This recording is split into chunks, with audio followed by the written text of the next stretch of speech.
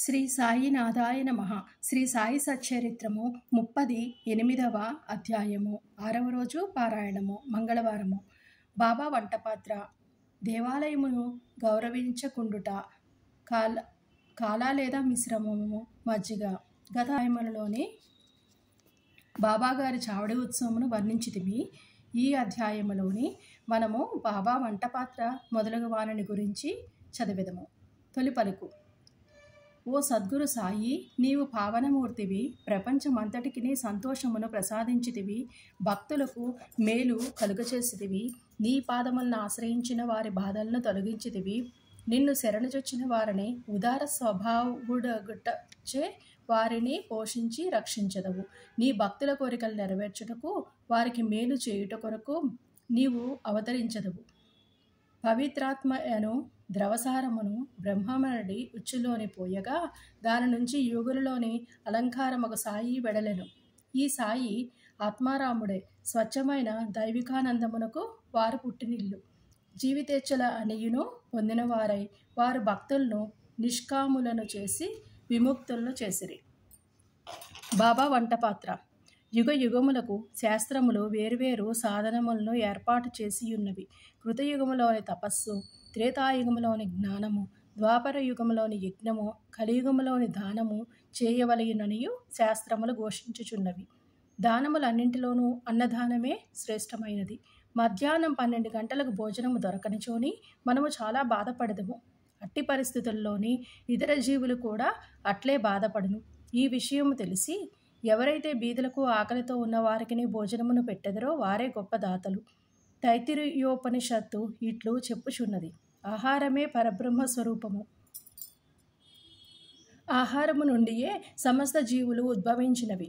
చచ్చిన పిమ్మట అవి తిరిగి ఆహారములోనే ప్రవేశించును. మిట్ట మధ్యాహ్నము మన ఇంటికి ఎవరైనా అతిథి వచ్చినచో వారిని ఆహ్వానించి భోజనమును పెట్టుట మన విధి.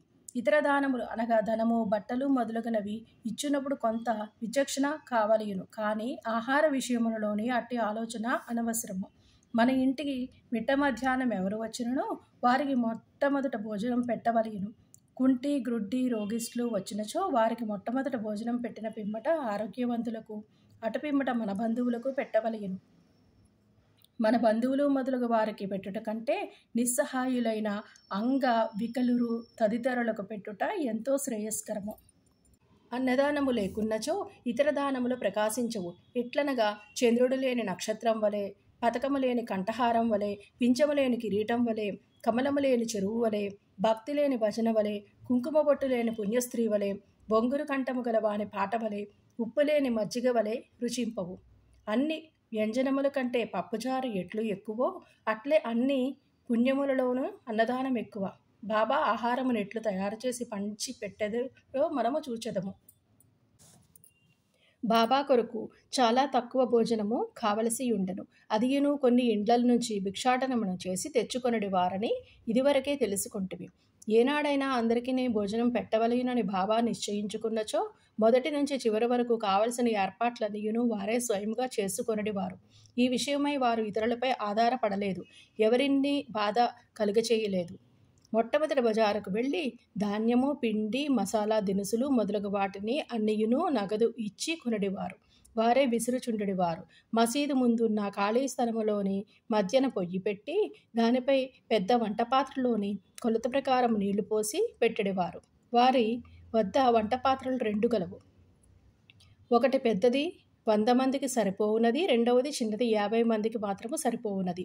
ఒక్కొక్కప్పుడు చక్కెర పొంగలి వండేవారు, మరొకప్పుడు మాంసపు పులావు వండేవారు, ఒక్కొక్కప్పుడు పప్పుచారు ఉడుకునప్పుడు గోధుమ పిండి బిళ్ళలను అందులోనికి వదిలేవారు. మసాలా వస్తువులను చక్కగా నూరి దానిని వంటపాత్రలోని వేసేవారు. పదార్థములు చాలా రుచిగా ఉండుటకు ఎంత శ్రమ తీసుకొనవలయునో అంత శ్రమను పడుచుండెడివారు. అప్పుడప్పుడు అంబలి వండెడివారు, అనగా జొన్నపిండి నీళ్లలోని ఉడకబెట్టి దానిని మజ్జిగలోని కలుపుచుండెడివారు.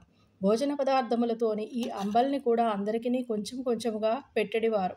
అన్నము సరిగా ఉడికినదో లేదో అని పరీక్షించుటకు బాబా తన కఫినీని పైకెత్తి చేతిని నిర్భయంగా మరుగుచున్న డేక్షాలోని వేసి కలుపుచుండెడివారు. రిక్షాలోని పెట్టి కలుపుచుండెడివారు. వారి ముఖము అందు భయచిహ్నములు గాని చేయి కాలునట్లు గాని కనిపించేది కాదు. వంట పూర్తి కాగానే బాబా ఆ పాత్రలను మసీదులోనికి తెచ్చి మౌల్వీచే ఆరగింపు పెట్టించేవారు. మొట్టమొదట కొంత మహల్సాపతికి తాత్యాకు ప్రసాదముగా పంపించిన పిమ్మట మిగతా దానిని బీదవాండ్రకు దిక్కులేని వానికి సంతృప్తిగా పెట్టుచుండిరి.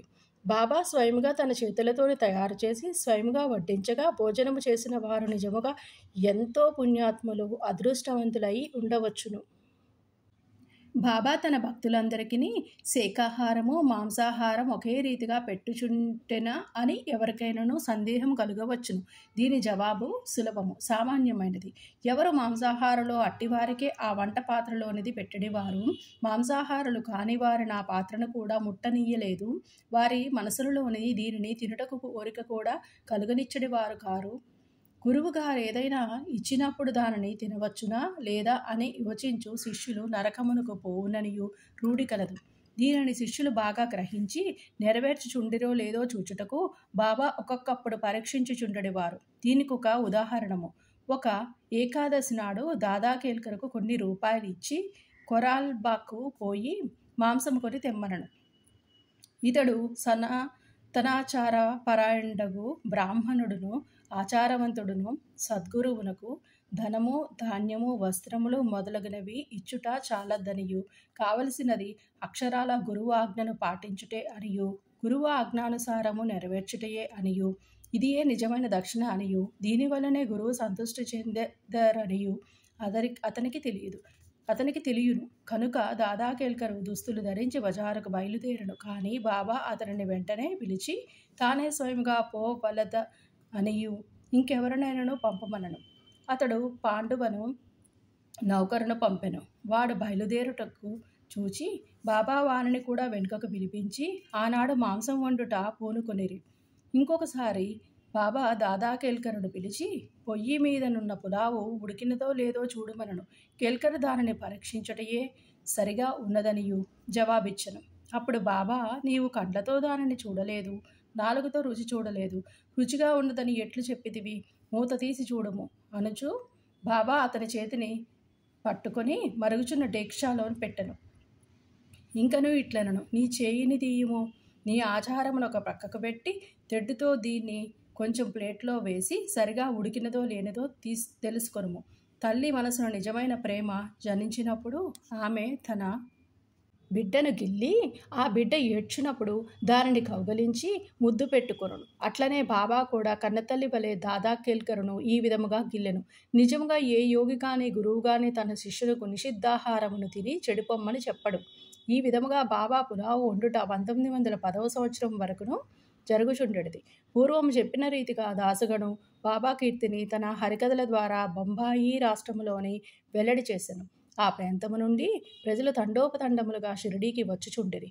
కొలది దినముల్లోనే షిరిడీ యొక్క పుణ్యక్షేత్రమాయను. భక్తులు అనేక రకములు ఆహారములను బాబాకు నైవేద్యం పెట్టుచుండెడివారు. వారు తెచ్చిన పదార్థములు ఫకీరులు బీదలు తినగా ఇంకనూ మిగులుచుండెను.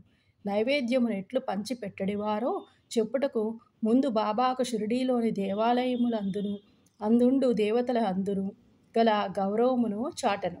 నానాసాహెబ్ చంద్రోర్కరు కథ తెలుసుకొందము. నానాసాహెబ్ దేవాలయమును అగౌరవించుట.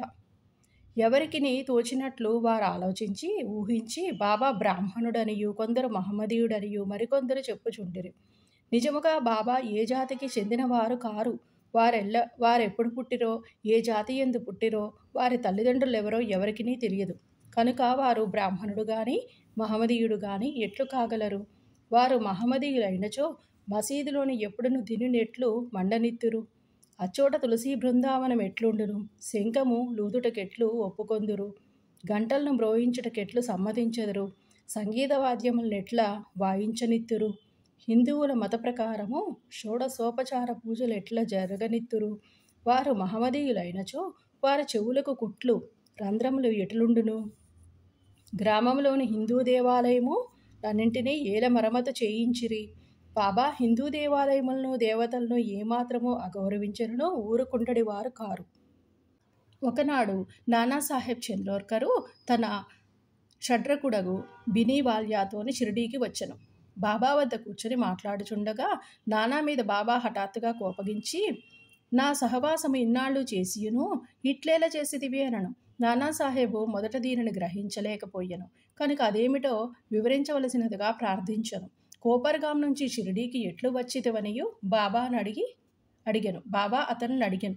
నానాసాహెబ్ వెంటనే తన తప్పు గ్రహించను. సాధారణంగా షిరిడీకి పోవునప్పుడెల్లా నానాసాహెబ్ కోపర్గాంలోని దిగి దత్తదర్శనమును చేసుకొనివాడు. కానీ ఈసారి తన బంధువు దత్తభక్తుడైనప్పటికీ అతనిని కూడా వెళ్ళనీయక ఆలస్యమైపోవుననియు చెప్పుచూ తిన్నగా షిరిడీకి చేర్చను. ఇదంతయును బాబాకు తెలియజేయును. చేయుచు తాను గోదావరిలోని స్నానము చేయునప్పుడెల్లా ముళ్ళు పాదములోని గ్రొచ్చుకొని తనను చాలా బాధ పెట్టననియూ చెప్పాను. బాబా అది కొంతవరకు ప్రాయశ్చిత్తమే అనుచు ఇక మీదట జాగ్రత్త అనియూ హెచ్చరించను. కాలామిశ్రమము. ఇక నైవేద్యం ఎట్ల పంచిపెట్టడు వారో చూచదము. హారతి పిమ్మట భక్తులందరికీ ఊదీతో తమ ఆశీర్వాదములను ఇచ్చి పంపివేసిన పిమ్మట బాబా మసీదులోనికి పోయి నింబారు వైపు వీపు పెట్టి కూర్చునుచుండిరి. కుడివైపు ఎడమవైపు భక్తులు పంక్తులలోని కూర్చునుచుండిరి. నైవేద్యము తెచ్చిన భక్తులు పళ్ళెములను మసీదులోని పెట్టి బాబా ఆశీర్వాదములకై ఊదీకై కనిపెట్టుకుని బయట నిల్చుచుండిరి. అన్ని రకములైన ప్రసాదములను బాబాకు వచ్చుచుండడివి.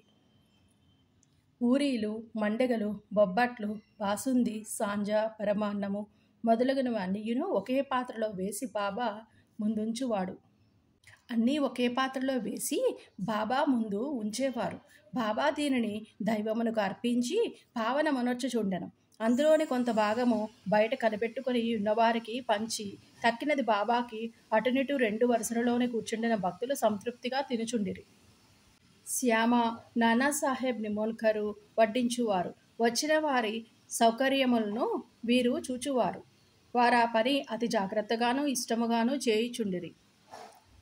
తిన్నట్టి ప్రతి రేణువు కూడా తృప్తియును సత్తువను కలుగజేయుచుండెను. అది అట్టి రుచి, ప్రేమ, శక్తి కలిగిన ఆహారము. అది చాలా సదా శుభ్రమైనది, పవిత్రమైనది. ఒక గిన్నెడు మజ్జిగ. ఒకనాడు హేమాడ్ పంతు మసీదులోని అందరితోనే కడుపు నిండా తినను. అట్టి సమయమున బాబా అతనికొక గిన్నెడు మజ్జిగ త్రాగమనియూ ఇచ్చెను. అది తెల్లగా చూచుట కింపుగా నుండెను. కానీ అతని కడుపులోని ఖాళీ లేనట్లుండెను. కొంచెము పీల్చగా అది మిక్కిలి రుచిగా ఉండెను. అతని గుంజాటనమును కనిపెట్టి బాబా అతనితో ఇట్లనెను, దానిని అంతయును త్రాగుము. నీకిక మీదట ఇట్టి అవకాశం దొరకదు. అతడు వెంటనే దానిని అంతయును త్రాగెను. బాబా పలుకులు సత్యమయ్యను. ఏలనగా త్వరలో బాబా సమాధి చెందిరి. పాఠకులారా, హేమాడ్ పంతుకు మనము నిజముగా నమస్కరించవలెను. అతడు గిన్నెడు మజ్జిగను ప్రసాదముగా త్రాగెను. కానీ మనకు కావలసినంత అమృతమును బాబా లీలల రూపముగా ఈ అమృతమును గిన్నెలతోని త్రాగి సంతుష్టి చెంది ఆనందించదము. శ్రీ సాయినాథాయ నమః. 38వ అధ్యాయము సంపూర్ణము. సద్గురు సాయినాథార్పణమస్తు. శుభం భవతు.